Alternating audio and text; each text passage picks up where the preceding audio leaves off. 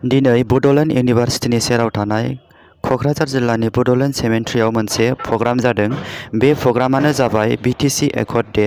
बे एकर्डखौ गभर्नमेन्टआ मानो फालिया बिनि सायाव हाग्रामा सारनि बिबुंथिखौ खोनासंलांनो हागोन नोंथांमोनहा।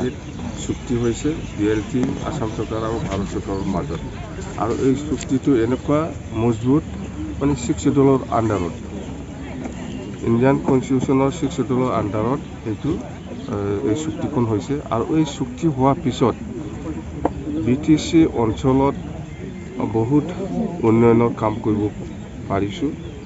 আৰু মই ভাবোঁ আজি এই দিনটো B.T.C বাকী ৰাইজে পাহৰি যাব নালাগে। অৱশ্যে আজি এই দিনটো 10 ফেব্ৰুৱাৰীটো চৰকাৰীভাৱে পালন কৰিব লাগিছিল, কিন্তু চৰকাৰে পালন কৰা নাই। তথাপিও আমি BPF দল হিচাপে আজিৰ এই দিনটো আমি পালন কৰিছোঁ, আৰু সদায় আমি 10 ফেব্ৰুৱাৰীটো কেতিয়াও পাহৰি নাযাম। সেইটো আমাৰ কাৰণে হিষ্টৰিক ডে। চৰকাৰে পালন নকৰাৰ আৰু কাৰণ কি?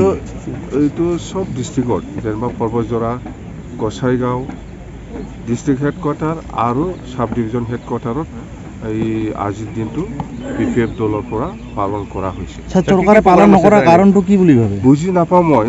চৰকাৰে পালন কৰা নাই, সেইটো চৰকাৰেহে জানিব কি কাৰণত পালন কৰা নাই। এই চুক্তিৰ দ্বাৰা দি আজি প্ৰমোদে চৰকাৰ চলাই আছে, বেলেগ চুক্তিৰ দ্বাৰা দি সি চৰকাৰ চলোৱা নাই। B.T.Cৰ চুক্তিৰে আধাৰত সি চৰকাৰ চলাই আছে, চৰকাৰে পালন কৰা নাই। এইটো আমাৰ কাৰণে খুব দুৰ্ভাগ্যজনক।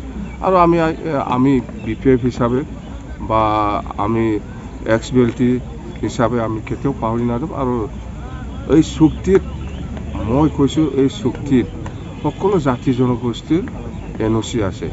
আপোনালোকে চাওক, যদি RTI কৰে আপোনালোকে পাব পাৰে। গভৰ্ণমেণ্ট অফ ইণ্ডিয়া হোম মিনিষ্ট্ৰীত RTI কৰক, আছুৰ পৰা NOC আছে, ৰাজবংশী সন্মিলনীৰ পৰা NOC আছে, আদিবাসী সেৱা সমিতি মানে আদিবাসীসকলৰ পৰা মানে আছে, বেংগলীসকলৰ পৰা আছে, গোৰ্খাসকলৰ পৰা আছে, মুঠতে আৰু মুছলিম সমাজৰ পৰাও NOC আছে।